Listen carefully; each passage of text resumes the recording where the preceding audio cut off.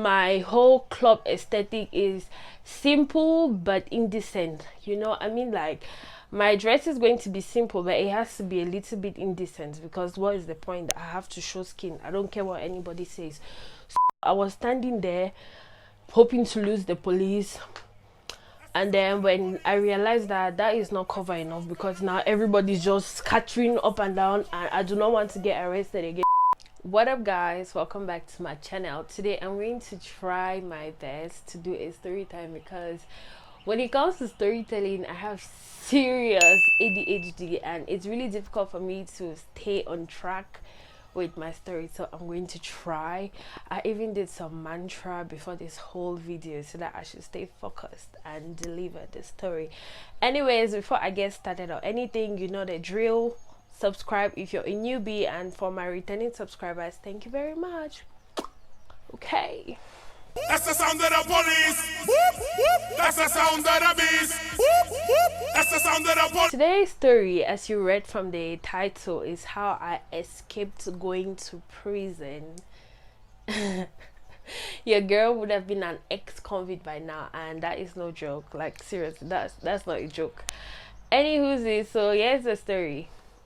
So sometime in when I was my second year in the university, I had this boyfriend, and for some odd reason, whenever one of the friends threw a party, I mean, it's a nice practice, but for some odd reason, every time one friend has a party, if you're dating in the group of friends that are going to invite you, you're going to be treated like part of the family. They had like this whole brotherhood going on, and it was cute but really unnecessary sometimes. Anyways, that was the period where I was an extrovert, introvert, but now I'm just like fully introvert, okay, except online. But anyways, so this one time it was this girl's birthday. Well, technically we're friends, so anyways, whatever. So it was this girl's birthday, and she invited the guy, and then the guy said, then she was like, oh, you can come with your girlfriend. Even if she did not say come with your girlfriend, I'm sure that he would have put me. Anywho's, so she said come with your girlfriend, and that is what he did. So he told me to come. And quick story, this is not my ADHD talking, I'm just giving you a backstory to how everything works here. So I'm Cameroonian. I should definitely do a get to know me video, but I'm Cameroonian and I'm from the English speaking part of Cameroon. I'm speaking English. Anyways, and I'm from the English speaking part of Cameroon, and we have certain values, because I don't know where all this thing came from, but in the English speaking part, you cannot dress indecently to go out. You'll be arrested for indecency. And I mean, if you have to go to the club, know that you have to pull up some trench coat of sorts, because if you just pull up to the club with whatever you're wearing, you have to have a ride that is taking you to the front of the club. You enter inside, and when you leave, the car is there. And even like the whole process from you leaving the car and going into the club, you could be arrested if there's a police officer. So, and strangely enough, that is not how it is in the French speaking part.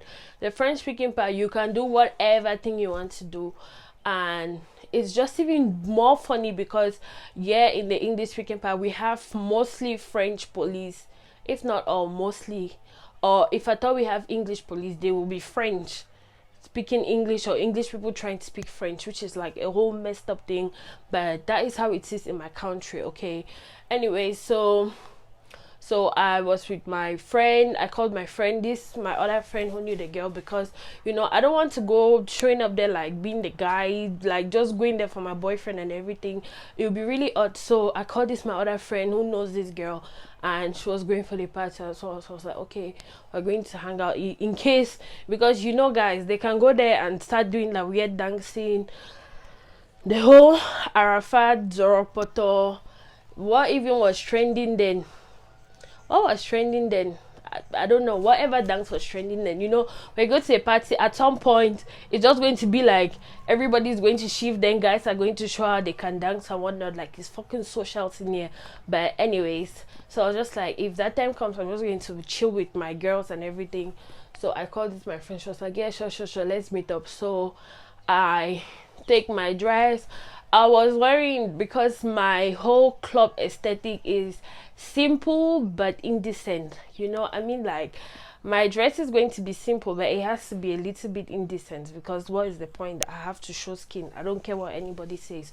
So I wore this bodycon dress, and then the sides had like this whole transparent thing going on, and then it was full cleavage and busty. So even like small cleavage here like this is cleavage enough, but this one was like whole V-neck down cleavage. And yeah, and then I grabbed this really long jacket, you know. I have to protect myself, and I get my bag and everything. We go, we hang out at this girl's place, so waiting for my boyfriend.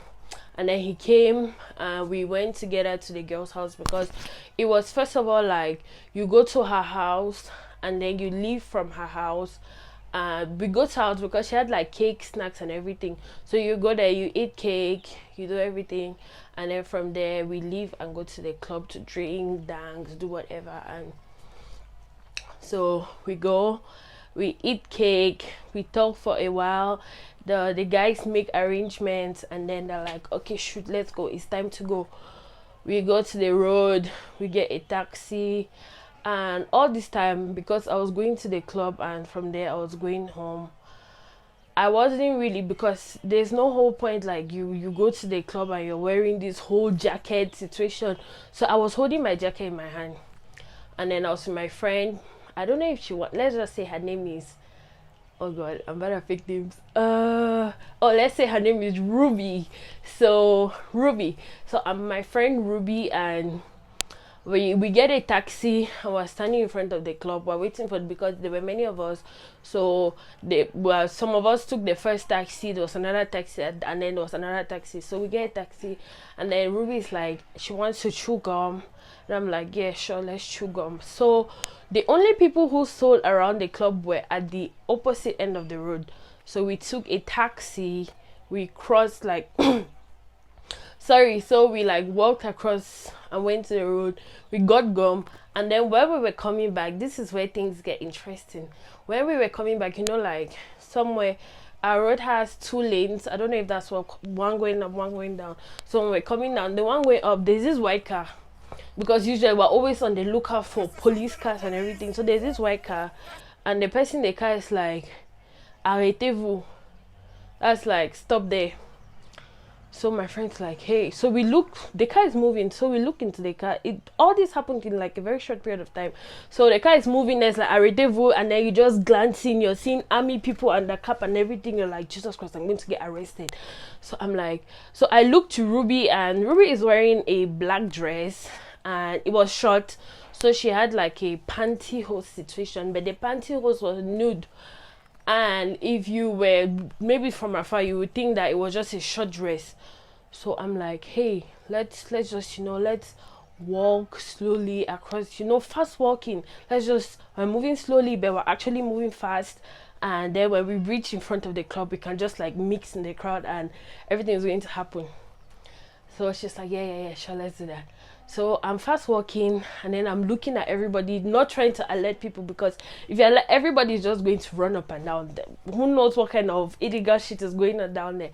So I'm fast walking, and then all of a sudden I get like whoosh, and then I look, like, everything happens so fast. I hear like this wind passed, and I saw Ruby running, and then the police was following Ruby. I mean, the car did not even drop or park or what. The people jumped out of the car when it was still moving, and then they were following her. And I was looking around. This other one, because everybody was following her, and this other one guy who was the driver, I was like, oh, if this guy goes out, he's going to come and look for me. Like, this is my own person who is going to chase me.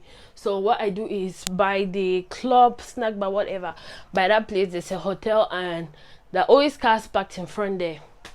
Guess what? This night there were no cars parked there. The whole parking lot was empty. It was empty. There wasn't even a car. So I had to, you know, do my fast walking. Thank goodness it was a little bit dark. So I had to do my fast walking, move and go like to the wall of the hotel. I was standing there hoping to lose the police, And then when I realized that that is not cover enough, because now everybody's just scattering up and down, and I do not want to get arrested again for indecent dressing. I mean, my mom knows that I'm studying, I'm home, I'm studying, not in Moliko roaming up and down like, I don't know. I don't want to call her in the morning and be like, hey ma, I've been arrested, please come and bail me. So I stand there, and then I remember, because my phone too was about to go up, so I remember, oh, I have this friend who stays around that area, so I'm trying to text her. I'm like, hey, are you home? Because I really don't like showing up at people's houses, so I'm trying to be like, hey, are you home? I'm like, hey, are you home? What's happening? Hey, are you home? So she's not replying, so I just do my fast walk again. I cross the road, and then I go to her house. She was home, and then we're like gisting. Oh, and then when I get there, there's like other of my friends there. They hadn't sleepover, so we're like gisting. I put my phone on charge, and then her room had like no service. It was difficult to text people. I just stood there. I was just there. We were gisting, and then I got carried away because for some odd reason it was interesting, so I got carried away. Then finally I'm like, oh, I came here with people, let me check on them. So I leave. Everything was calmed down. When I went outside where there was service and everything, message was just blowing up, where are you? So I'm texting people, and then they're like, oh, they're inside. So I go and I come and sit, like everybody, they're like, where were you? I was like, oh, I had to go and charge my phone, but everybody was laughing at me like, ha, you ran away from the police. I'm like, no shit. So I asked my friend what happened to her. She said they actually caught her, like the guard caught up to her and they had to pay or something, or I don't know what she was explaining, but I was saved, you know. So that's it for this story. If they had caught me, I would have been thrown in jail basically for a day, not just for the night. I think most people who have been arrested, they keep them just overnight, and then the money they can either let you go or you pay bail. But my mom will kill me if any of those happen. So I'm just happy that I did not go to prison. And that's it for this like really short story. I hope you guys enjoyed it, and I just wanted to do like a small story for my beginning of story times. I wanted to get comfortable, see if the camera loves me, and okay, so don't forget to subscribe, leave a comment down below if you ever a student in the University of Boya. I know that you have been almost arrested or something, so tell me your stories down below. And thank you guys for watching. I'll see you in my next video. That's the sound of the police. Whoop, whoop. That's the sound of the beast.